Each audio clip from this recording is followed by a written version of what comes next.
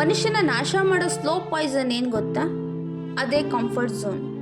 ನೀವು ಸೇಫು ಆರಾಮ್ ಅಂದ್ಕೊಳ್ಳೋ ಆ ಕಂಫರ್ಟ್ ಝೋನೇ ನಿಮಗೆ ಒಂದು ಶತ್ರು ಇದ್ದಂಗೆ. ಯಾಕಂದರೆ ಅದೇ ಕಂಫರ್ಟ್ ಝೋನ್ ನಿಮ್ಮನ್ನು ಲೈಫಲ್ಲಿ ಏನು ಮಾಡೋಕ್ಕಾಗದೆ ಹಿಂದೆ ಉಳಿಯೋ ಥರ ಮಾಡುತ್ತೆ. ಕಂಫರ್ಟ್ ಝೋನ್ ಆರಾಮ್ ಅನಿಸುತ್ತೆ, ಬಟ್ ನಮ್ಮ ಗ್ರೋತ್ ಅಲ್ಲೇ ಸ್ಟಾಪ್ ಆಗಿರುತ್ತೆ. ನಮ್ಮ ಬೆಳವಣಿಗೆ ಇರಲ್ಲ. ಅದು ಸ್ಲೋ ಪಾಯ್ಸನ್ ಥರ ನಮ್ಮನ್ನು ಕಿಲ್ ಮಾಡ್ತಾ ಇರುತ್ತೆ.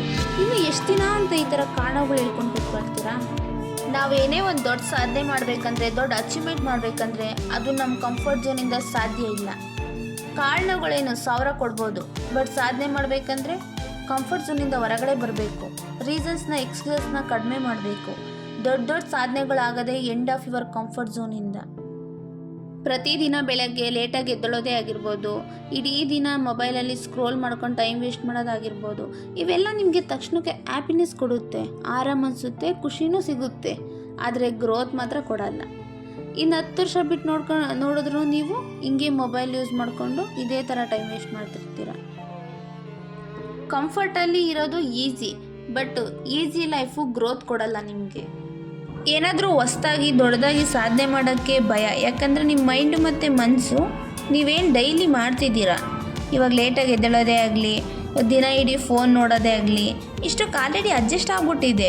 ಸೊ ಗೊತ್ತಿರೋ ಕೆಲಸನ ಅದು ಚೆನ್ನಾಗಿ ಮಾಡುತ್ತೆ, ಅದನ್ನು ಆಲ್ರೆಡಿ ಫಿಕ್ಸ್ ಮಾಡ್ಕೊಂಡಿದೆ ಅದು. ಬಟ್ ನೀವೇನಾದರೂ ಇವಾಗ ಹೊಸ್ದಾಗಿ ಏನಾದರೂ ಅದಕ್ಕೆ ಡಿಫ್ರೆಂಟಾಗಿ ಇವಾಗ ರಿಸ್ಕ್ ತೊಗೊಳ್ಳೋದೇ ಆಗಲಿ, ಇಲ್ಲ ಡಿಫ್ರೆಂಟ್ ಕೆಲಸ ಮಾಡೋಕ್ಕೋದ್ರೆ ಅದು ಅಷ್ಟು ಬೇಗ ನಿಮ್ಮ ಚೇಂಜಸ್ನ ಅಕ್ಸೆಪ್ಟ್ ಮಾಡಲ್ಲ. ಬಟ್ ಗ್ರೋತ್ ಅಂದರೆ ಏನು?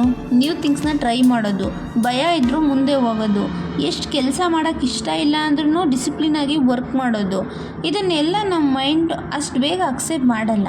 ಸೊ ಅದರಿಂದ ಡೈಲಿ ಸ್ವಲ್ಪನೇ ನಿಮ್ಮ ಗ್ರೋತ್ ಆಗೋಕ್ಕೆ ಏನು ಸಾಧನೆ ಮಾಡಬೇಕೋ ಅದ್ರ ಕಡೆ ಹೆಜ್ಜೆ ಆಗ್ತಾ ಹೋಗಬೇಕು. ಆಗ ನಿಮ್ಮ ಮೈಂಡ್ ಕೂಡ ರೆಡಿ ಆಗುತ್ತೆ. ನೀವೇನು ಚೇಂಜಸ್ ಮಾಡ್ಕೊಳ್ತಿರ್ತೀರ ಡೈಲಿ ಡೇ ಬೈ ಡೇ, ಅದನ್ನು ಅಕ್ಸೆಪ್ಟ್ ಮಾಡೋಕ್ಕೆ ಸ್ಟಾರ್ಟ್ ಮಾಡುತ್ತೆ ನಿಮ್ಮ ಮೈಂಡು ಮತ್ತು ಮನಸ್ಸು. ನೀವಿವಾಗ ಏನು ಮಾಡಬೇಕಂದ್ರೆ ಕಂಫರ್ಟ್ ಝೋನಿಂದ ಒಂದು ಹೆಜ್ಜೆ ಹೊರಗಡೆ ಇಡಬೇಕು. ಕಂಫರ್ಟ್ ಝೋನಿಂದ ಒಂದು ಹೆಜ್ಜೆ ಹೊರಗಡೆ ಇಟ್ಟರೆ ನಿಮಗೆ ಸಕ್ಸಸ್ಗೆ ದಾರಿ ತಾನಾಗೇ ಸಿಗುತ್ತೆ. ನಿಮಗೆ ಪ್ರೂಫ್ ಬೇಕಾ?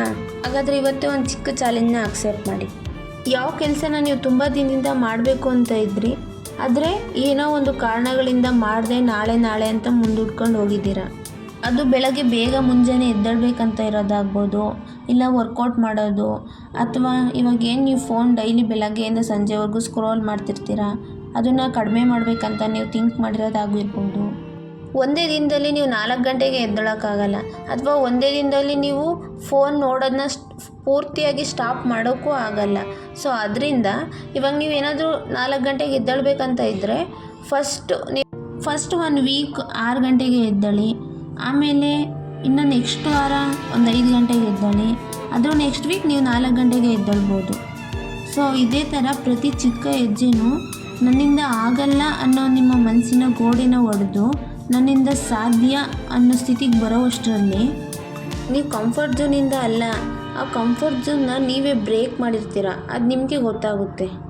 ಲೈಫಲ್ಲಿ ಒಂದೇ ಒಂದು ಸಲ ಆದರೂ ರಿಸ್ಕ್ ತೊಗೋಬೇಕು. ಆವಾಗಲೇ ನಮ್ಮ ಲೈಫ್ ಚೇಂಜ್ ಆಗೋದು, ನಮ್ಮ ಕೆಪಾಸಿಟಿ ಏನಂತ ನಮಗೆ ಗೊತ್ತಾಗೋದು ಕೂಡ.